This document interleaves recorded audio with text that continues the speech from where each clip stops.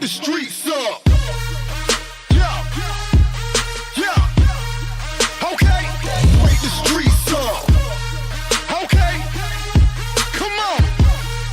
Okay, wake the streets up. Yeah, yeah.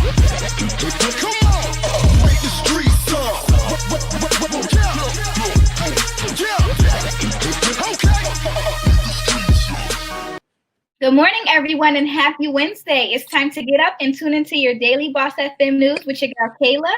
And I'm Kristian. Let's jump right in.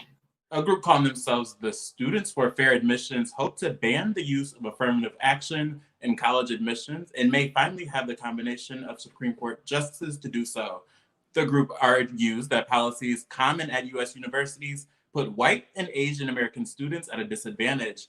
Now, it is important to note that they have tried these cases in multiple courts across the country, in lower level courts, of course, and lost.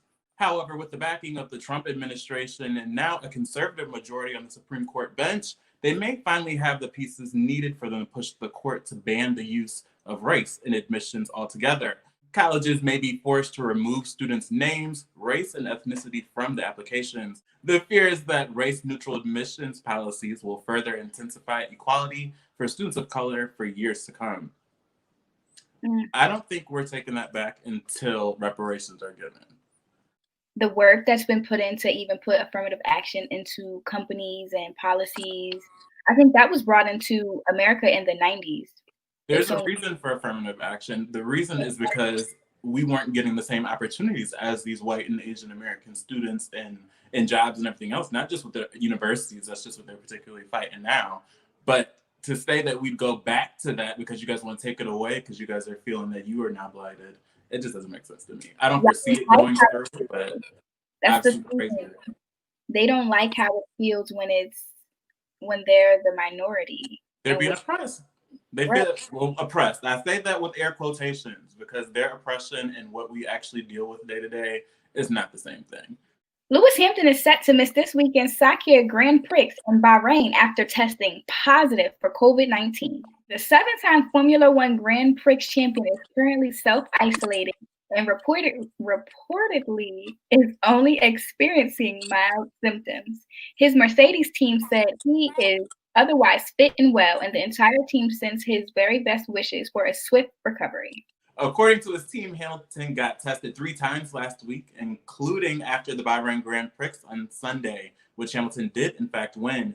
Yet and still, the racer woke up on Monday with mild symptoms, and after taking another test, learned that he was in fact positive with COVID-19. Mercedes said a replacement driver for this weekend would be announced in due course. I'm not a big NASCAR fan, so I've never been into NASCAR. But go team, get that COVID test, quarantine yourself, and let's. Right. I only know who he is because of Nicki Minaj, and he was seen with her. So I'm not. He was in something with her. Oh, yeah, they were like. Well, the Barbs suspected that they were a couple at first, but they were just, at the same fashion show and sitting next to each other. Okay, and not to change the subject at all, and I'm not going to ramble, but Nicki Minaj's actual boyfriend, Twitter crops him out of all of the pictures with her. And he should be. We're moving into Wine on Your Mind Wednesdays, and Kayla has the wine for you today, y'all.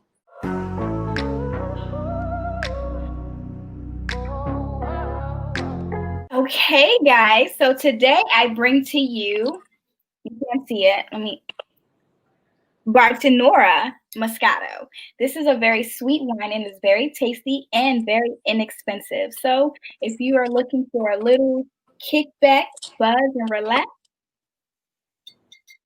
The Moscato. Yeah. Moscato is my first wine. Oh, yes. Moscato is always good. It's always sweet. I think that's what everyone dips their toe in first, through the sweets period. But Moscato is like the first one. I think it's your intro course, and then you work your way over to the dark wines and the dry. Yeah, if you start with semi-sweet or dry, you're just wine not for me. That's how it's gonna be. I'll do it, and in fact, I'll have some when I get off this.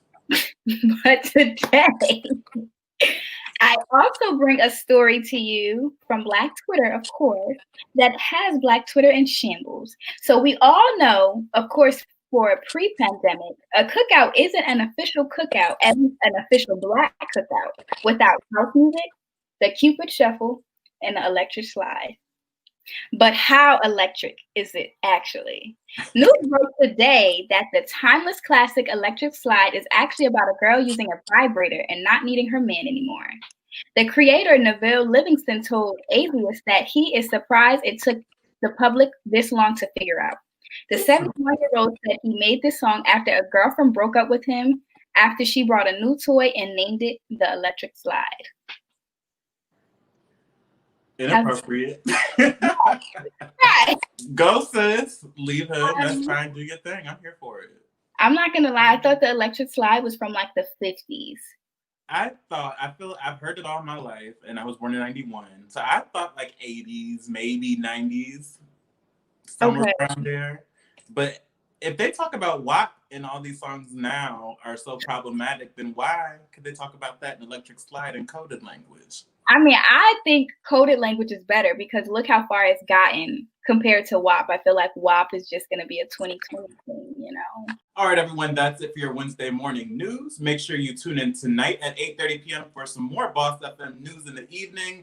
If you'd like to rewatch any of our shows, as always, they will be available on our social media platforms as well as our Boss FM app. Thanks again for tuning in, y'all. I am Kristian. And I'm Kayla. And y'all have a wonderful hump day. Yeah.